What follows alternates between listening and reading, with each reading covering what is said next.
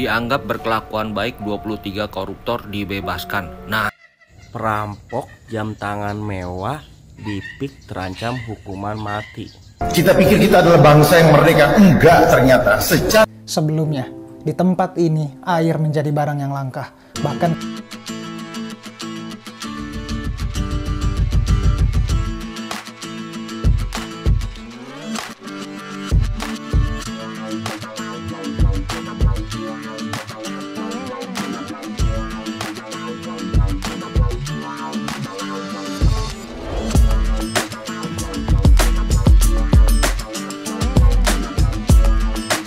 Assalamualaikum warahmatullahi wabarakatuh. Berjumpa kembali dengan Romblia Pratama. Teman-teman sahabatku, buat kalian yang baru gabung, yang baru nonton video ini, silahkan di subscribe dulu, di like dan di komen guys.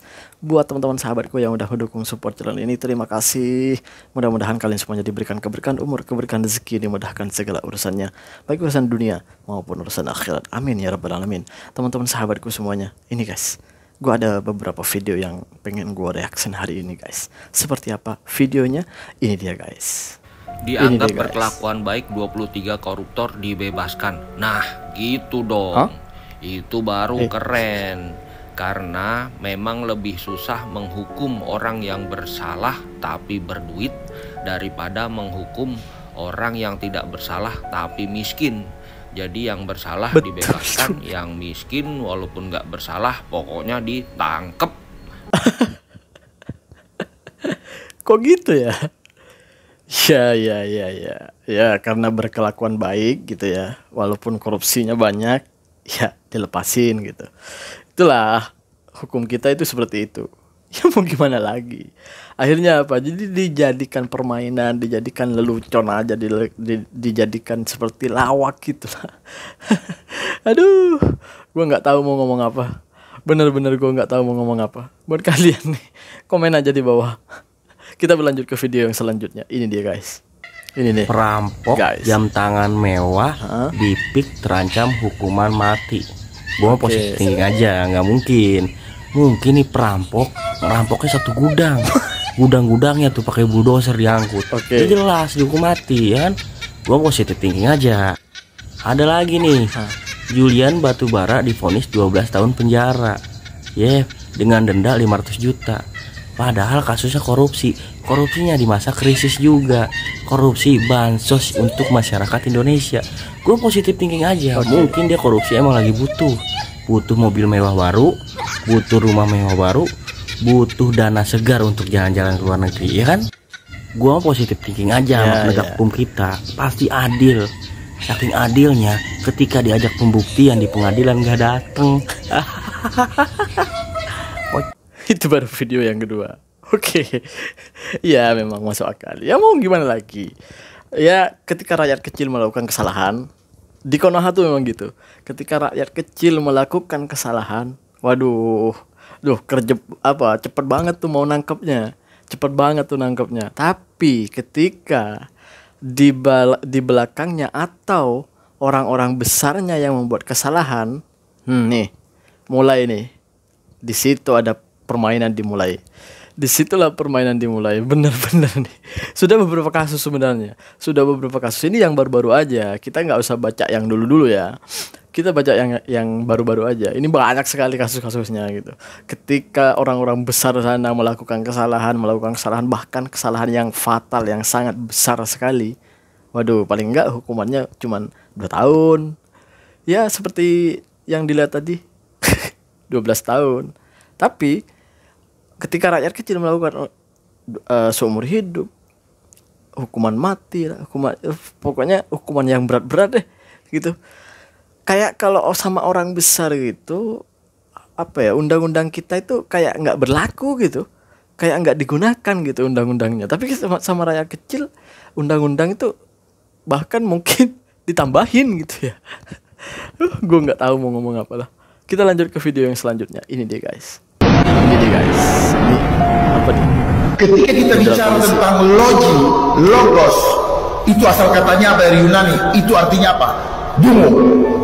Jadi apa yang disampaikan oleh Bapak Rocky Gerung sebenarnya tepat sekali. Kita pikir kita adalah bangsa yang merdeka. Enggak, ternyata. Secara de jure kita diakui oleh United Nations. Tetapi secara de facto kita ada dalam penjajahan neokolonialisme. Apa yang terjadi sejak 3 tahun belakangan ini, itu desain. Ini adalah pertarungan opini. Karena mereka menguasai media, kita berpikir kalau media sudah berbicara, itu adalah kebenaran. Tidak, itu adalah kebohongan yang diciptakan. Hanya mereka tidak pernah berani untuk berdiskusi terbuka tentang hal itu. Wow. Letjen Purnawirawan Polisi Dharma Pongrikun, ini adalah mantan polisi, guys. Dimana statement-statementnya itu setelah dia pensiun dari kepolisian itu sangat mengejutkan di sosial media gitu. Dimana beliau ini dengan sangat beraninya membuka kepada publik itu kebobrokan baik itu tentang hukumnya, baik itu tentang semuanya lah dibuka sama beliau. So, ini sekarang ini mau mencalonkan diri sebagai calon gubernur di DKI Jakarta di tahun ini, guys, di tahun 2024 ini, guys, gitu. Ya kalau dipikir-pikir iya sih memang kita lepas dari kita lepas dari penjajahan gitu, tapi kita rasanya itu kayak belum merdeka gitu. Ya memang itu kenyataannya, kita tidak bisa dipungkiri, kita nggak bisa memungkiri itu semua. Toh kenyataannya memang seperti itu, mau gimana lagi. Ini perlu pembenahan sebenarnya, guys. Kita berlanjut ke video yang selanjutnya. Ini deh, guys. Sumber air memang sudah dekat ke kota, dan sayangnya baru mengalir ke desa WKK NTT.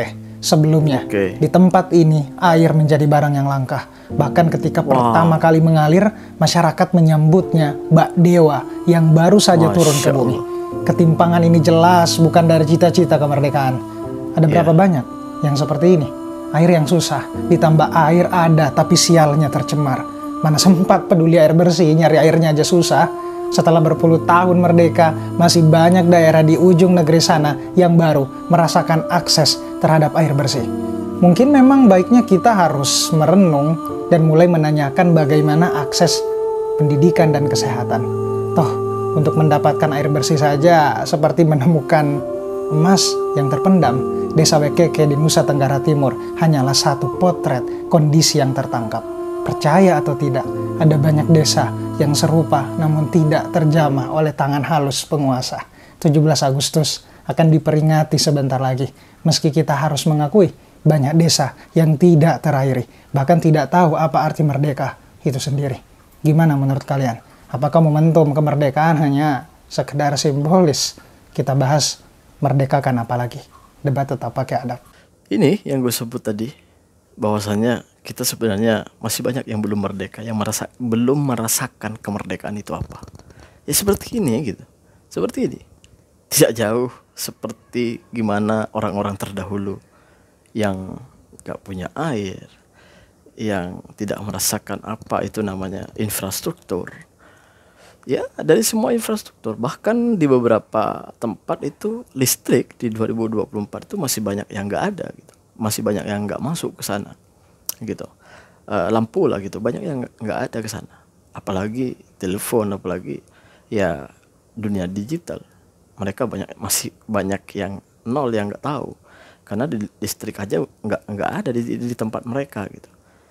Di tempat gua itu sampai sekarang itu banyak jalan-jalan yang dibangun itu menggunakan dana masyarakat. Jadi masyarakat yang ada di sana itu, di kampungku itu berpatungan, guys, atau mengumpulkan uang dari rumah ke rumah gitu, berpatungan gitu untuk membuat jalan.